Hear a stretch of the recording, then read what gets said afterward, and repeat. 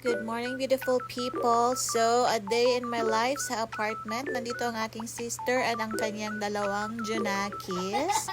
Hello to Anika and Kuya Mark. At ito na nga, patulog na sila sa mga times na to ang aking ate ay nakikiliti sa kanyang massage machine na tinry. Ayun. Sabi ko kasi i-try dahil gusto ko yan. Pampatulog ko yan.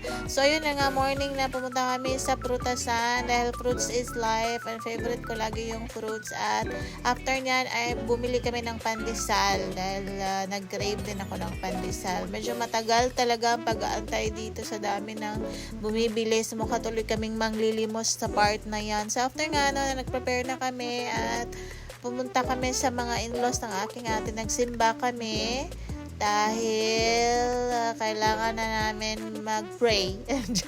Nagsimba kami dahil Sunday naman and then after dyan medyo traffic actually on the way to Taft. So, sa lahat ng mga taga-EDSA, alam nyo na yan, traffic dyan sa park na yan. After namin magsimbay, nag-decide kaming kumain. Ayan sa Robinson's Malate. So, nag-crave kami ng inasal. So, ayan, meron palang bacolod inasal, hindi lang mag-inasal. Mas marami silang option.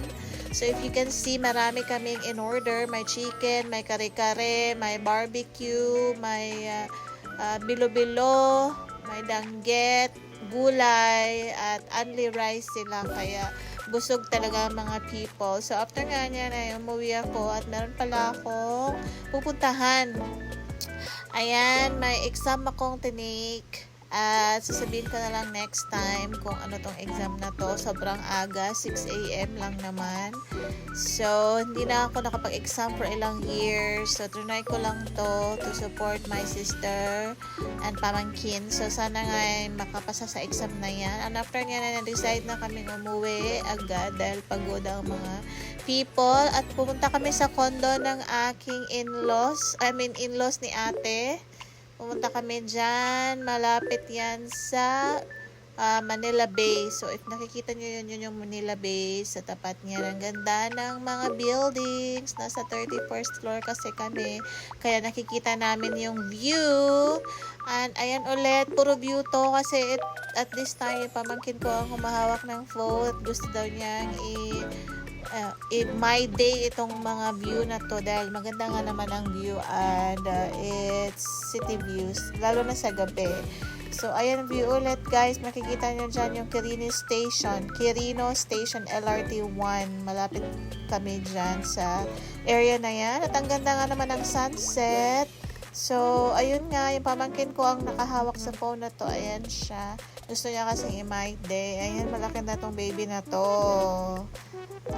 Pinakita niya ulit yung view. So, pa-sunset na nga dyan at maganda yung part na yan. Gusto namin puntahan yan na soon. So, ito na nga. Dito kami sa taas. Ayan ang aking pamangkin. Dalawang pamangkin. At nag-i-enjoy sila dyan mag-cellphone dahil cellphone is life. So, ayan ulit. Hanggang matapos natin itong video na to, puro building at dagat at sky view ang makikita nyo. Andun sa taas yung dalawa kong mga pamangkin at nag-i-enjoy. And after nito, sinabihan ko sila na uwi na dahil gabi na at kailangan namin umuwi. At ihahatid ko pa sila. Ayan nga yung pamangkin ko guys at ang kanyang kuya. Natutuwa sila dyan na magtambay-tambay habang nag-uusap naman yung mama niya at mga auntie sa kabilang side. Papakute lang niya aking pamangkin. Huwag magagalit pag i-post ko to. Maganda ka naman. So, ayan ulit. Paggabi na talaga. I think mga 5 or past 5 p.m. na to sa part na to. So, sabi ko, umuwi na kami at ihatid ko pa sila. So, ayun na nga. Dahil padilim na, ay nag-decide na kaming bumaba na sa condo at uuwi na at hihatid ko pa sila sa sakayan papunta sa Laguna. So, patapos na to, pababa na rin kami at ayun nga, paggabi na nakikita na natin umiilaw yung ibang mga buildings. So, ito na nga guys, nasa baba na kami, pababa na ng elevator. Ayan na yung aking pamangkin for the my day ulit, big girl na yan. At after nun ay umuwi na nga, hinatid ko na nga sila at nagmotor lang ako pa uwi dahil malapit lang naman ako sa aking apartment. So, umuwi na rin sila, inantay ko silang makasakay bago ako umuwi. So, yun lang naman guys, ang video na to, walang masyadong ganap.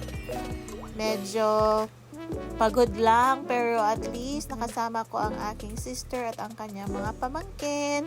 So, thank you again for watching up to this time. Maraming salamat sa palaging pagsuporta.